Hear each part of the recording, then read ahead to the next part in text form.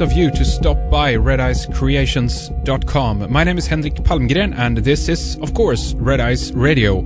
And we are going to check back with our friend and author, Andy Thomas, today. He's been with us for the first time about a year ago now, almost exactly, I think. And since that time, he has released the book Truth Agenda. We talked about that briefly at that show, but I actually have a copy of it now in my hand, and it's a very nicely printed book, color photographs. It's a good span over some of the most famous unexplained mysteries and global cover-ups that asked the pertinent questions about these things. It's divided into 4 parts with the, I guess, conspiratorial viewpoint as its main theme.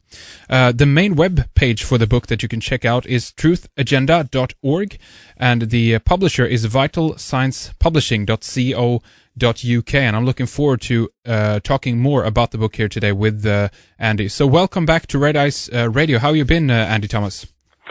Very busy, trying to obviously get word of Truth Agenda out there into the world, and just basically touring around, giving lots of talks, and trying to share with people another view on what's going on, because obviously, you know, what we have presented to us in the media is very, very one-sided, and more people are waking up to the realization that they've just not been told the truth about the way the world really works. So this is really, I think, an ideal time for people to come to this information afresh. And so that really, as much as anything, was the Truth Agenda's purpose, to try to get something out there that would be accessible to as many different people as possible, for those, you know, already interested in this, but also those new, to give them a broad overview, and hopefully this is what it's achieving.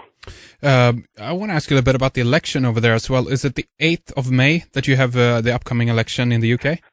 I think it might be the 6th of May, but either way, it's coming up next week, and obviously everything over here is absolutely surrounding the election, and there's so much focus on, you know, the 3 main parties that may or may not be coming to power. And what's very interesting is, I mean, just in the last 2 weeks, things have changed, because it was pretty much either the Conservative Party or the Labour Party who were going to win.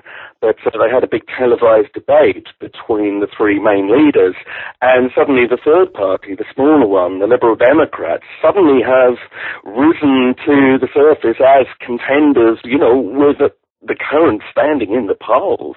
They stand as much chance almost as, certainly as Labour, of actually possibly having enough seats that at the very least there might be sort of an equal vote, what they call hung parliament. And obviously suddenly the Conservatives, who I think really were expecting to just walk in and win it, are now very concerned, because it's a 3-party race.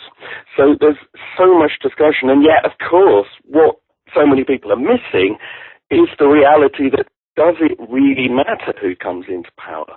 Because, of course, so many people think that these people, the 3 parties, you know, they are effectively the front for something much bigger, and that it doesn't really matter who's in power, you're going to get the same result one way or the other.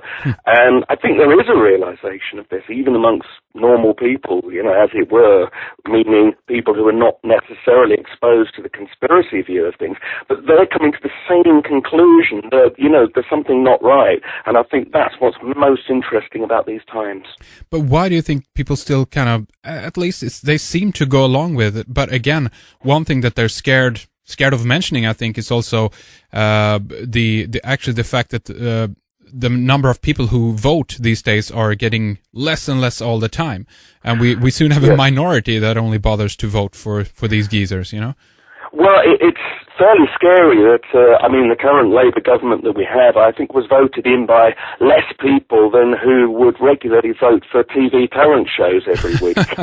I mean, that is the reality. But that said, I think there is a sense that, you know, this election might make some difference, and I think we might get more of a turnout.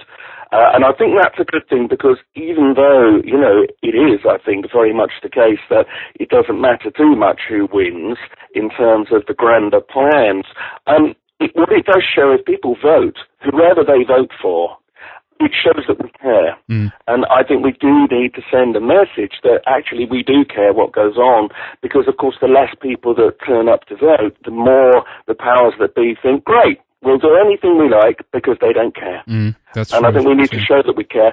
And there is a campaign also to go and, when you get your voting ballot paper, you spoil it, you write a comment across it, a protest or whatever you feel, because by law they have to be read out to all the candidates in any given area. So some people are planning on going to do that too, to just make their feelings known, which again is better than not turning up at all. And so, tell us about the people at the top of these parties. We have Gordon Brown. I think most people are aware of him. Then we have the, I guess, fairly newcomer in the Tories, right? David Cameron, and then you mentioned this third party. Who's at the top of that? Well, the third party, this is the interesting thing. Until a few weeks ago, most people on the street would not have been able to have named you the man in charge, and that man is Nick Clegg, who is, I think, the youngest of the candidates, and, on the surface, at least, very sort of easygoing, affable, and this is why he made a very good impression on people when he was in the television debates. And I think there's one more debate to come.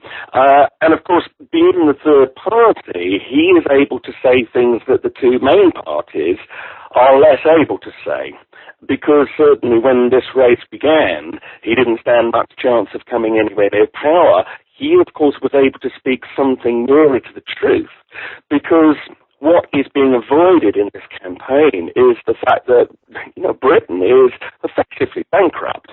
We are in a very, very serious financial position that I think won't be revealed in full until after the election. And certainly researchers like Ian Crane have been pointing this out, that, the absolute calamity of how bad the finances are is being held back from the people. And obviously the current Labour government wouldn't want anybody to know how bad it is, because they will be held responsible for it, and they want a chance of winning the election.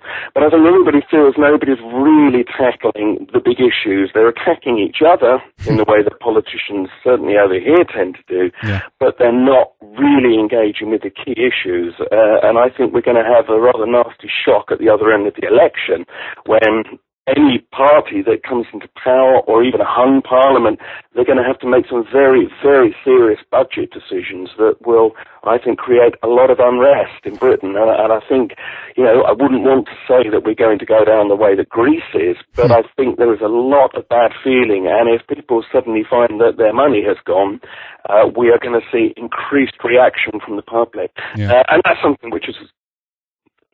But at the same time, it offers an opportunity to show to people, well, look, there may be reasons why the world is this way, that maybe some of this is even contrived to be this way, and even to make you react like that.